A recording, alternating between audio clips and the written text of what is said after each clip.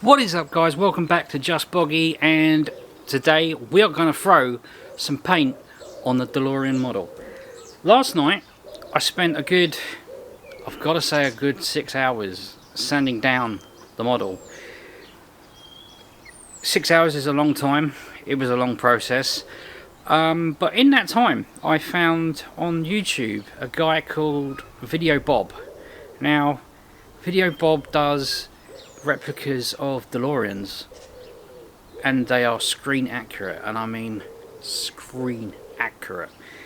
I think he uses the A model, I think, and they call that the gold standard. That was the up close and personal car when they were filming the scenes from Back to the Future 1, and he makes everything in-house.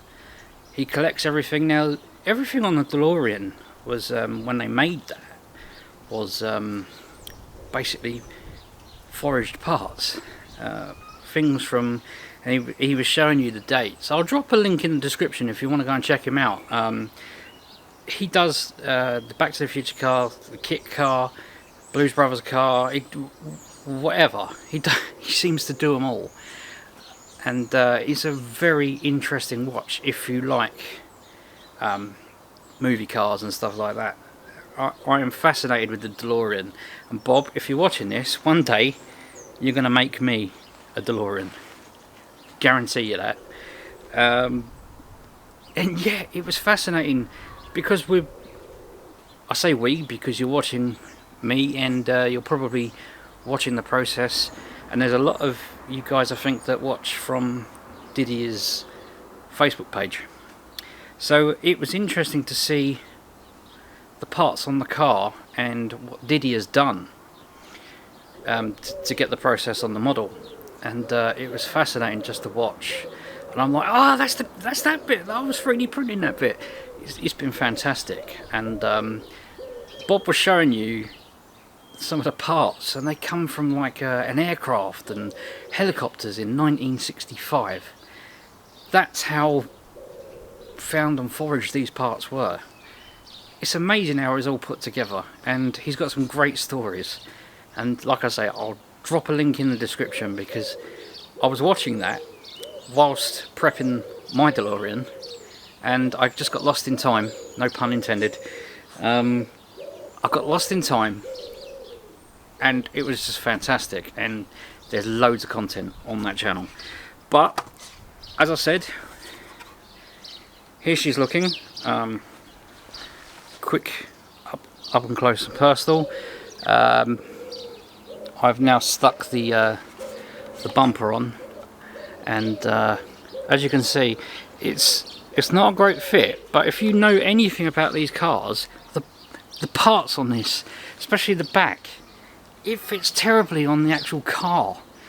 So I'm keeping it like that. I know some people filled up that gap in, but that gap on the real car is actually that badly pronounced. So I'm keeping it, and especially these parts here on the actual car, it's terrible. It really is terrible.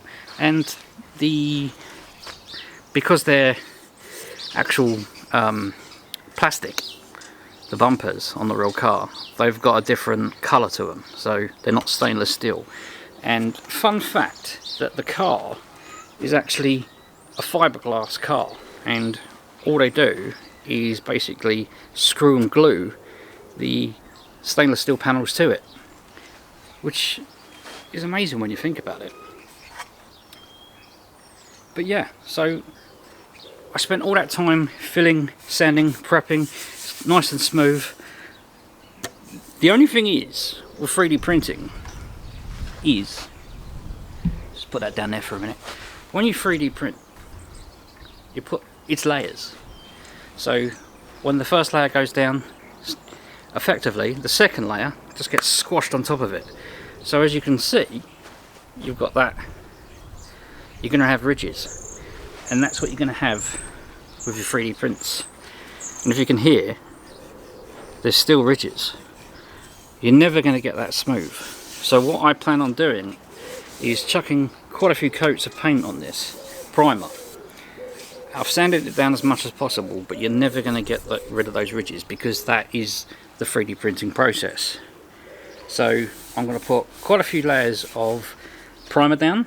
Now the primer I'm using, I can't remember exactly what it is at the minute, but it's something that was recommended to me by a friend called Arif, who works in a 3D printing shop, and he said this paint actually has kind of like a filler in it as well.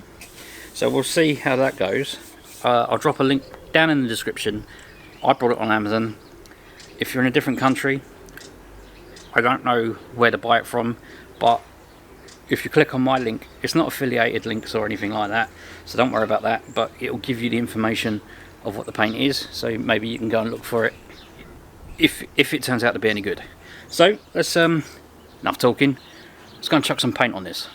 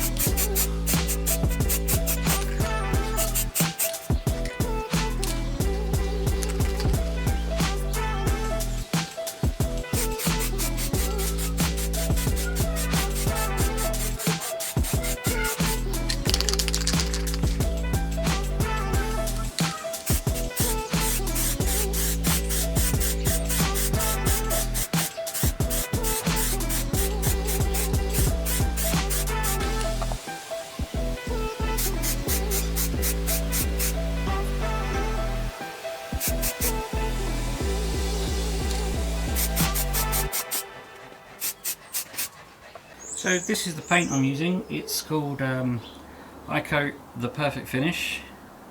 As I say, a link will be down in the description. I'll let you know how I get on with it. And what I'm doing, got to be careful because I've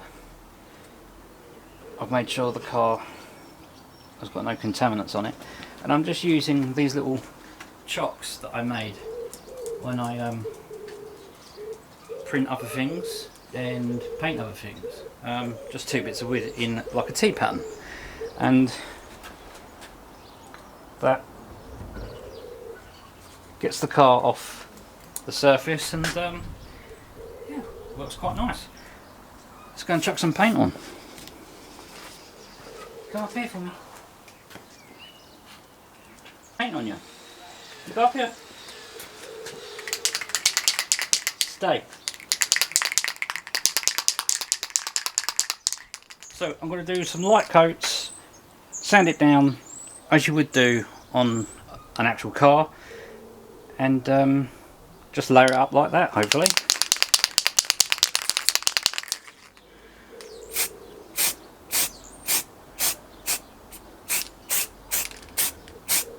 I want to do it as dry as possible. I don't really want wet coats.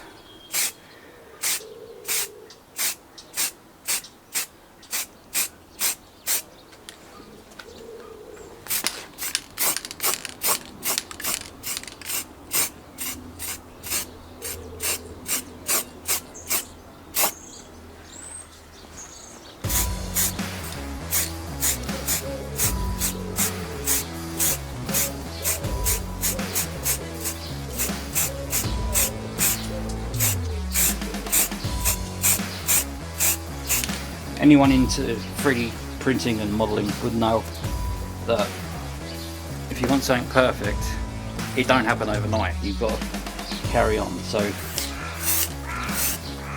this will get sanded down, filled all the imperfections, because I can see there's imperfections in where I put the putty, so that's going to show up on the proper model when I paint it. So again, I'll have to do some spot filler, sand it down again, so on and so forth. So if you're one of these that just wants a quick product, print it, paint it, go, yes, you can do it, but it's not going to look as nice. But each to their own. You might not have the skill set, the patience,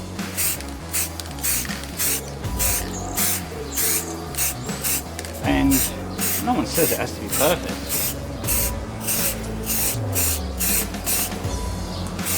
And anyone that says your model looks crap,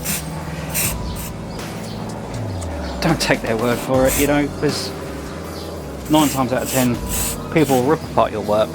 They've never done it, they don't know the process, and hey, it's not all about them, is it? The reason I'm doing this is I love Back to the Future, I love 3D printing, I love painting, and it's just something to get me through A, the lockdown, and B, just to help my sanity.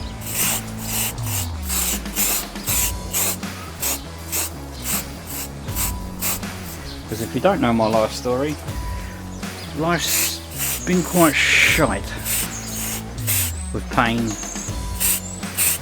and complications and stuff. So yeah, this is definitely helping towards that.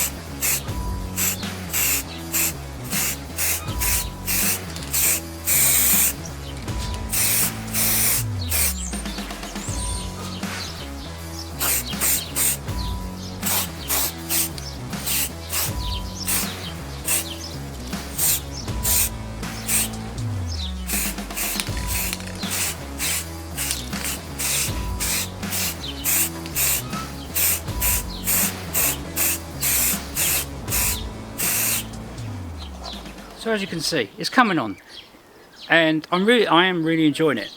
It's taking a while, and believe me, it's not cheap. There's a lot of stuff involved with this.